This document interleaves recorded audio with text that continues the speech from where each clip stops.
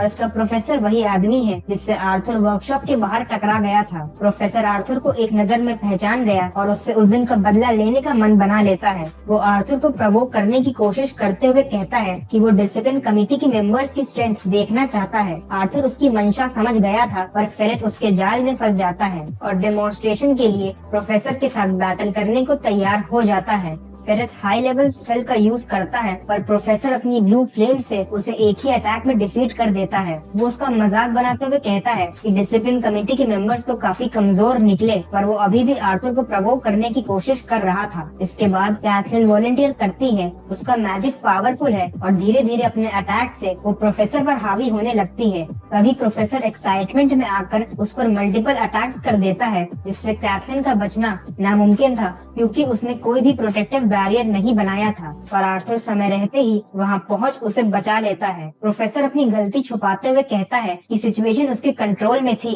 पर आर्थर अब इस सब से तंग आ चुका था और फाइनली उससे बैटल करने को तैयार हो जाता है। प्रोफेसर अपनी पूरी पावर से आर्थर पर अटैक करता है जिन्हें वो आसानी से डॉज कर रहा था। बैटल धीरे धीरे घमासान होने लगी और ये कहीं से भी डेमोन्स्ट्रेशन नहीं लग रहा था। आर्थर प्रोफेसर पर हावी होने लगता है और जब प्रोफेसर को समझ आया कि वो आर्थर से नहीं जीत सकता तो वो सरेंडर करने की कोशिश करता है पर आर्थर अपने विंड मैजिक से पावरफुल अटैक्स कर उसे डिफीट कर देता है। क्लास ओवर हो चुकी थी और आर्थर को रियलाइज हो रहा है कि उसे अपने विंड मैजिक को स्ट्रॉन्ग करने के लिए और मेहनत करनी पड़ेगी क्योंकि कई बार प्रोफेसर उस पर भारी पड़ रहा था। अगली क्लास आर्टिफिशिंग की है जहां आर्थर इन्वेंशंस और गैजेट्स के बारे में सीखेगा। वो वहां एमिली से मिलता है जो नए गैजेट्स बनाने के लिए काफी पैशनेट है। उसे जानकर हैरानी होती है कि एमिली ने ही प्रोजेक्शन डिस्प्ले आर्टिफैक्ट बनाया था जिससे किंग की अनाउंसमेंट शहर में ब्रॉडकास्ट हुई थी। इस क्लास के प्रोफेसर फेमस इन्वेंटर गिडियन है जो सबको बड़े गर्व से अपनी इन्वेंशंस के बारे में बता रहे हैं। तभी सिंथिया का बीस्ट आउल वहां आ जाता है जिसे देख सिल्वी घबरा जाती है। सिंथिया ने आर्थर को अपने ऑफिस में बुलाया था। ऑफिस पहुंचने पर आर्थर को लगा कि सिंथिया उससे प्रोफेसर के साथ हुई बैटल के बारे में पूछेगी पर मामला बिल्कुल ही उल्टा था। सिंथिया आर्थर को बताती है कि उसने प्रोफेसर को एकेडमी से निकाल दिया है और वो चाहती है कि आर्थर टेम्पररी प्रोफेसर बन उसकी जगह बच्चों को पढ़ाए। आर्थर ये सुनकर हैरान है क्योंकि आज उसके स्कूल का पहला ही दिन था पर सिंथिया उसे इस सब की चिंता करने से मना करती है क्योंकि एकेडमी में अक्सर क्वालिफाइड सीनियर्स जूनियर्स को पढ़ाया करते हैं। और ये सुनकर आर्थर भी प्रोफेसर बनने को तैयार हो जाता है। आर्थर के जाने के बाद सिंथिया अपने बीस्ट एवियर से आर्थर के लिए उसकी ओपिनियन पूछती है जिस पर एवियर उसे वार्न करता है कि उसे आर्थर को एक नॉर्मल स्टूडेंट की तरह ट्रीट नहीं करना चाहिए। आर्थर काफी स्पेशल है और इसका अंदाजा उसके मैन ऑफ बीस्ट से ही लगाया जा सकता है क्योंकि वो कोई व्हाइट फॉक्स नहीं बल्कि ड्रैगन है।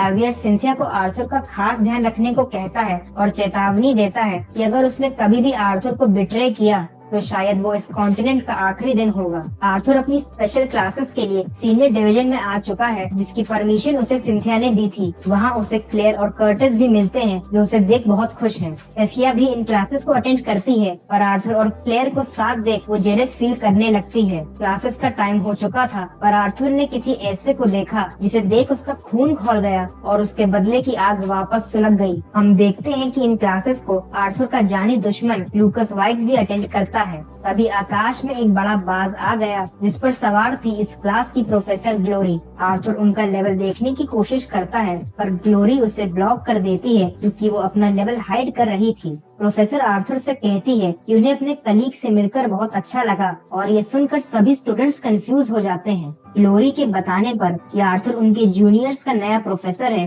सभी सीनियर्स हैरान हो जाते हैं और आर्थर से जलने लगते हैं। ग्लोरी भी आर्थर के मजे लेती है और उसे अपनी क्वालिफिकेशंस प्रूव कर सबका मुंह बंद करने को कहती है। कर्टिस उन्हें एक मॉक टीम बैटल का आइडिया देता है जिसमें डिसिप्लिन कमेटी और स्टूडेंट काउंसिल दोनों पार्टिसिपेट करने को तैयार हैं। लूकस भी स्टूडेंट काउंसिल की तरफ से फाइट करना चाहता था। दोनों टीम्स में 3-3 मेंबर्स हैं। बैटल शुरू हुई और सबने अपने अपने पार्टनर्स चूज कर लिए। एशिया कर्टिस से फाइट कर रही थी पर आर्थर का ओपोनेंट लूकस था। ग्लोरी उन्हें बड़े ध्यान से ऑब्जर्व कर रही थी और ये देखकर आर्थर भी अपना प्रेशर रिलीज करता है जिससे वहाँ सभी लोग सहम जाते हैं। लूकस अपने फायर मैजिक से अटैक स्टार्ट करता है और धीरे धीरे आर्थर पर भारी पड़ने लगता है। बीते टाइम में लूकस काफी पावरफुल बन चुका था और आर्थर के लिए अपनी पावर्स को हाइड कर उसका सामना करना मुश्किल हो रहा था। फायर मैजिक की वजह से आर्थर लूकस के करीब ही नहीं पहुंच पा रहा था, तो अटैक करना तो बहुत दूर की बात है। वो एक टेक्निक सोचता है कि अगर वो एटमॉस्फेयर में विंड को छोड़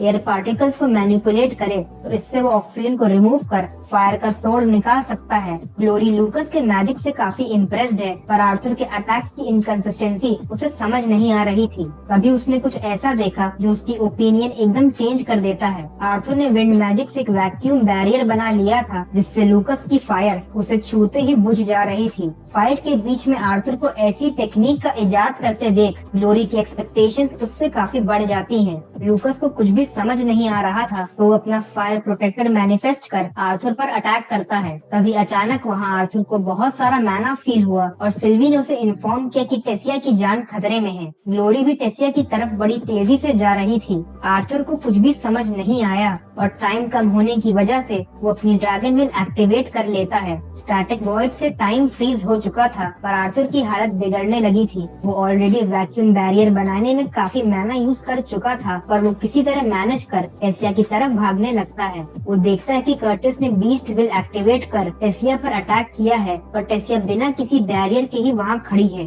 और कर्टिस का अटैक उसे हिट करने ही वाला है। आर्थर भागते हुए टेसिया के पास जाता है और इस अटैक को रोकने की पावर उसमें नहीं बची थी, तो वो टेसिया को अपनी बॉडी से कवर कर लेता है। कुछ वक्त पहले टेसिया और कर्टिस फाइट कर रहे थे, पर तभी टेसिया को अपनी मैना कोर में दर्द महसूस होने लगा। कर्टिस को इसका पता नहीं था और अच्छा मौका देखो बीस्ट व्हील से अटैक कर देता है। टेसिया प्लांट मैजिक से उसे रोकने की कोशिश करती है, पर तभी उसका दर्द बढ़ जाता है और हम देखते हैं कि उसकी कोर को प्लांट मैजिक ने जकड़ लिया है, जिससे वो गिरने लगती है। इसके बाद वहाँ एक बड़ा एक्सप्लोजन होता है। ग्लोरी वहाँ पहुँच चुकी थी, पर जो उसने देखा उसका यकीन करना मुश्किल था। आर्थर ने उससे पहले ही वहाँ पहुँचकर टेसिया को बचा लिया था, पर इसमें वो बुरी तरह घायल हो चुका था। आगे हम देखते हैं कि आर्थर को इन्फर्मरी में होश आता है और सिंथिया उसके हालचाल लेने वहाँ आई हुई है। वो उसे बताती है कि टेसिया को ज्यादा इंजरीज नहीं आई